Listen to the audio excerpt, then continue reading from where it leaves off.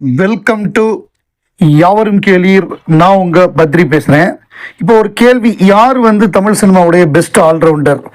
Bhagyaraja, T ராஜேந்திரா, உலகநாயகன் கமல்ஹாசனா, இப்படின்லாம் கேள்வி. ஸோ அதில் பதில் என்ன வந்தது அப்படின்னா, Kamal Haasan stand out as the best all-rounder in Tamil cinema with unmatched versatility in acting, directing, writing, singing, dancing. இதை தவிர ஏராளமாக இருக்குது. மேக்கப்பாக இருக்கட்டும், டான்ஸ் கொரியோகிராஃபியாக இருக்கட்டும். இப்போ டி ராஜேந்திராலெல்லாம் டான்ஸ் கொரியோகிராஃபி பண்ண முடியாது. பாக்யராஜ் டான்ஸ் கொரியோகிராஃபி பண்ணார்னா, அவர் டான்ஸ் ஆடினார்னா அது எவ்வளோ பெரிய காமெடியாக இருக்கும் அப்படின்னு நமக்கு தெரியும். அதெல்லாம் விட்டுருவோம். நம்ம யாரையும் பர்சனலாக இது பண்ண வேண்டாம். ஸோ ஓவராலாக பார்க்கும்பொழுது எல்லாமே 24 கிராஃப்ட்ஸும் தெரிஞ்ச ஒரு கலைஞன் அப்படின்னா அது கமல்ஹாசன் தான். கேமராவை பிரித்து திருப்பி அசம்பிள் பண்ணுற அளவுக்கு அவர் மார்க்கஸ் பாட்லே, பிஎஸ் லோக்நாத் இவங்கள்ட்டெல்லாம் அவர் கற்றுக்கிட்டு இருக்காரு. டான்ஸை பொறுத்தவரையே நம்ம எல்லாருக்குமே தெரியும். அவரே ஒரு கொரியோகிராஃபர். விருமாண்டி படத்துலலாம் அவர் கொரியோகிராஃபி பண்ணியிருக்காரு. ஸோ அதெல்லாம் நமக்கு தெரியும். டான்ஸ் அசிஸ்டண்ட்டாக இருந்து வந்தவர் தங்கப்பன் மாஸ்டர்கிட்ட.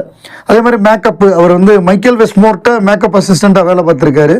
ஹாலிவுட் படங்கள் 2 படங்கள்ல அவருக்கு அசிஸ்டண்ட்டாக வேலை பார்த்துருக்காருங்கிறது நமக்கு தெரிஞ்ச விஷயங்கள். ஸோ இந்த மாதிரி எந்த துறையை எடுத்துக்கிட்டாலுமே அதில் அவர் கெட்டிக்காரர். இப்போ கேமரா அப்படின்னா இது எந்த லென்ஸு போடணும், என்ன பண்ணணுங்கிறத அவர் தான் சொல்லுவார். ஸோ அந்த நாலேஜ் அவருக்கு உண்டு. கேமரா பற்றின அறிவு உண்டு. அதே மாதிரி மற்ற டிபார்ட்மெண்ட், எல்லா டிபார்ட்மெண்ட், எடிட்டிங்கில் அவரே உட்காருவார், கமல் சாரே உட்காருவார். சிஜியை பற்றின நாலேஜ் அவருக்கு உண்டு. இப்போ லேட்டஸ்ட்டாக அவர் காந்தி பற்றி ஒரு ஷார்ட்டாக ஒன்று அவர் ஏஐ கற்றுக்கிட்டு ஒன்று போட்டிருக்காரு பாருங்க.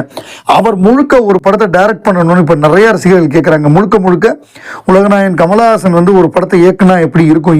இப்போ இன்னைக்கு உள்ள காலகட்டத்தில் இன்னைக்கு இருக்கக்கூடிய அவரோட நாலேஜு, அவருடைய அறிவு, அவருடைய ஓவரால் எல்லாத்தையும் சேர்த்து வச்சு இன்னைக்கு ஒரு படம் டைரக்ட் பண்ணார்னா அது விருமாண்டி, விஸ்வரூபம், ஹேராமை தாண்டி ஒரு படமாக இருக்குங்கிறது தான் ரசிகர்களோட எதிர்பார்ப்பு. அவர் தான் பெஸ்ட் ஆல்ரவுண்டர். கல்கி 2898 AD பார்ட் 2 உடைய ஷூட்டிங் வெகு விரைவில் ஆரம்பிக்க போகுது. அதுக்கு அவர் சூஸ் பண்ணும்பொழுது 2 கேரக்டர் பவர்ஃபுல்லாக இருக்குது. இதுக்கு ஈக்குவலாக பவர்ஃபுல்லான ஒரு ஆள் யாராக இருக்கும் அப்படின்னு 1 வருஷம் கஷ்டப்பட்டு அலைஞ்சு தான் அவங்க உலகநாயகன் கமல்ஹாசனையே புக் பண்ணியிருக்காங்க.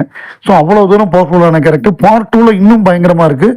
ஸோ இதற்கான படப்பிடிப்பு இந்த மாத இறுதியிலேருந்து ஆரம்பிக்குது. ஸோ அதில் பட்டையை கிளப்ப போகிறாரு பிரீமியர் எஷ்கின், சுப்ரீம் எஷ்கின். அந்த கேரக்டர் பிரமாதமாக இருக்கும். ஸோ அந்த கேரக்டருக்கு தான் 1 இயர் அவங்க அலைஞ்சு இதை புக் பண்ணியிருக்காங்க.